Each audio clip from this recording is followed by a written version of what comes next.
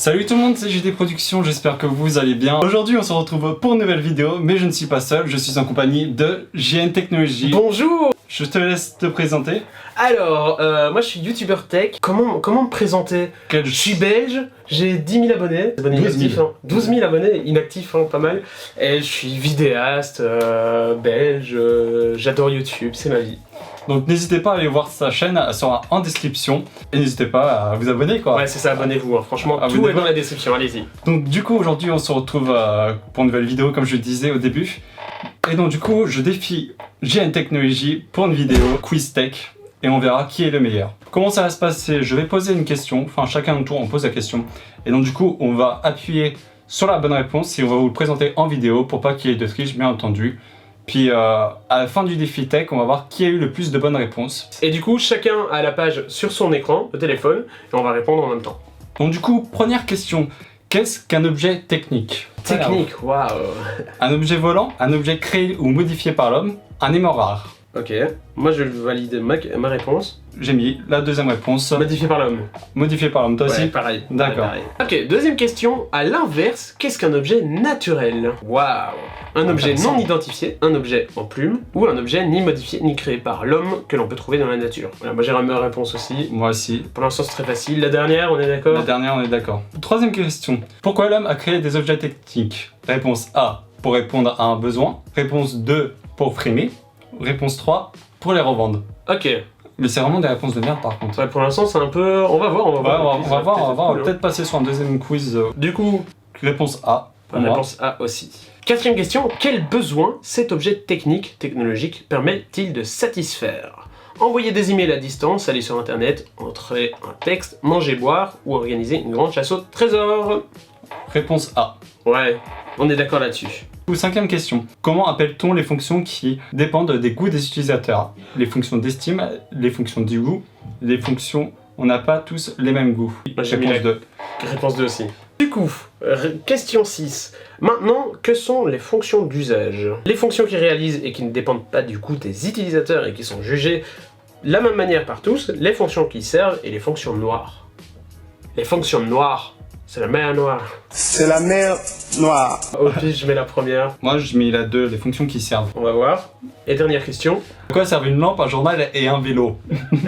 Rire, s'éclater, manger. Éclater, s'informer, se déplacer. Pour rire, se nourrir, étudier. La 2, hein. Vas-y, on fait voir le résultat. Voilà le résultat. Waouh. Ah, 71% de bonnes réponses. 86% de bonnes réponses. Du coup, pour la première manche, c'est JN Technologies qui l'emporte. Yes. On se retrouve maintenant pour la manche 2. Donc du coup, on se retrouve pour la manche 2 et ce sera sur le thème de Windows. Donc Windows, donc des questions sur Windows. Directory, alors qu'est-ce que c'est? Réponse A, un réseau virtuel privé. Réponse B, une méthode d'authentification. Et réponse C, un service annuaire. Monsieur Kawas, mon prof d'informatique, si vous voyez cette vidéo-là, excusez-moi, ça fait longtemps que j'ai plus vu ça. Je suis informaticien de base. Moi j'ai répondu un réseau virtuel privé. Moi j'ai répondu une méthode d'authentification. Franchement, c'est les deux sur lesquels j'hésitais. Mais je ne sais plus du tout. Je sais plus vraiment. Laquelle de ces commandes n'est pas une commande Windows? FDISK, CHKDSK, mort ou aucune de ces réponses. En gros, c'est quand t'es sur le terminal. Ouais, je connais sur le CMD. Ouais. Moi je dis mort. Ouais. Je sais que FDisk c'est pour arriver au disque du coup. Et CHKDSK je sais que c'est une commande mais après je suis tellement bourré. Moi aussi mais je sais pas. Ça fait des plombes, hein, je vous le dis vraiment, des plombes que j'ai. Mais là c'est sûr c'est mort. Parce qu'aucune de ces réponses bah c'est impossible. Mais c'est ça. C'est ça. Il y a d'office une réponse. Sous Windows, que fait la commande nestate R? Réponse A, cette commande permet de lister les interfaces du réseau du nœud actif. Ouais. Réponse B, cette commande permet de transformer une partition FAT ou FAT32 en NTFC.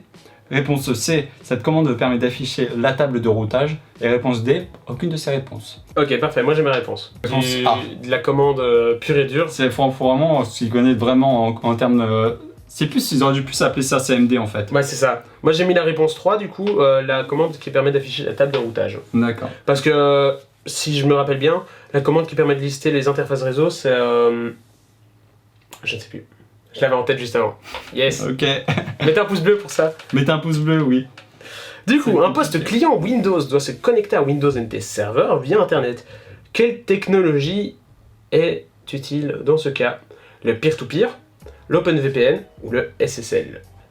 Du coup, c'est un Windows qui doit se connecter à un serveur. C'est pas le genre de truc que tu utilises pour quand t'es au lycée. C'est ça. Ouais, d'accord, je vois. J'ai répondu le peer-to-peer. Peer-to-peer aussi.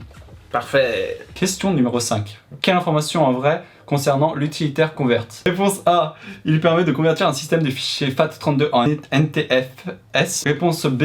Il permet de convertir un système de fichiers FAT16 en FAT32. Il permet de convertir un système fichier NTFS en FAT16. Aucune de ces réponses. Moi, je mets la réponse 1, du coup. C'est ce qui me semble un peu plus logique.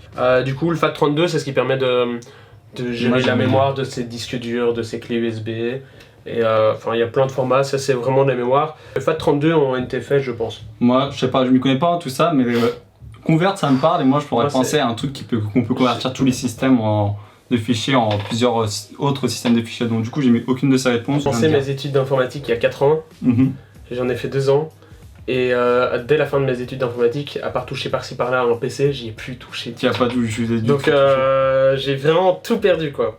Question 6. Quel protocole d'authentification et cryptage implémenté dans le système Windows assure la sécurisation des connexions Internet? Le SSL, le LDAP et le Kerberos. Je connais pas les deux autres. Ou aucune de ces réponses. Ouais, LDAP, moi j'ai mis SSL. Alors vous souhaitez copier des fichiers cryptés provenant d'un volume NTFS dans un dossier d'un volume FAT32. Quel sera l'état du fichier copié dans le volume FAT32? Réponse A. Les fichiers seront copiés mais ne conserveront pas leur état crypté dans le dossier de destination. Réponse B. Les fichiers seront copiés et conserveront leur état crypté dans le dossier de destination. Réponse C. Il faut d'abord décrypter les fichiers NTFS avant de les copier sur le volume FAT. Réponse D. Aucune de ces réponses. Moi j'ai mis la réponse C. Il faut d'abord le décrypter avant de le copier. Moi j'ai mis la réponse B parce que je sais pas du tout. Bah moi ça me semble un petit peu logique. T'as un fichier crypté. Si tu veux le copier, tu dois le décrypter pour copier le contenu du fichier. Tu vois? Oui. Donc je dirais ça. Après je me trompe, je sais plus, ça fait des années. En fait l'informatique c'est totalement logique en fait. Question 8.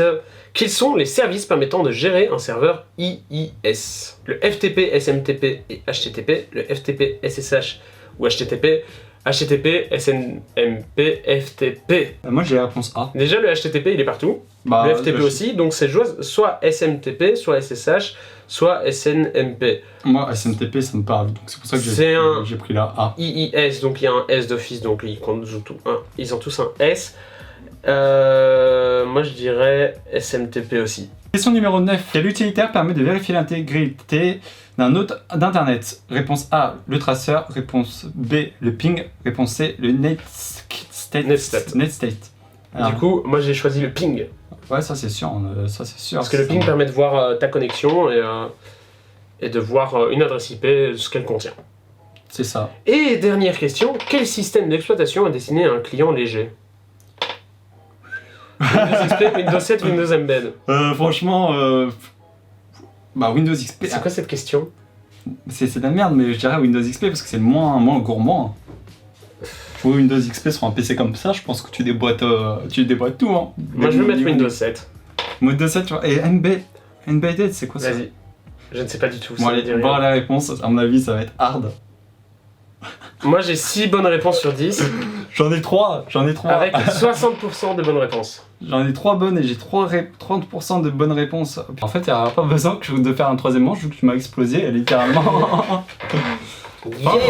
Et bon, du coup, je suis obligé de payer le KFC. Hein. Oh, ça va, on va partager. Donc du coup, j'espère que cette vidéo vous aura plu. Comme je le disais en début de vidéo, n'hésitez pas à vous abonner à la chaîne de GN Technology. Yes, venez, tout est dans la description.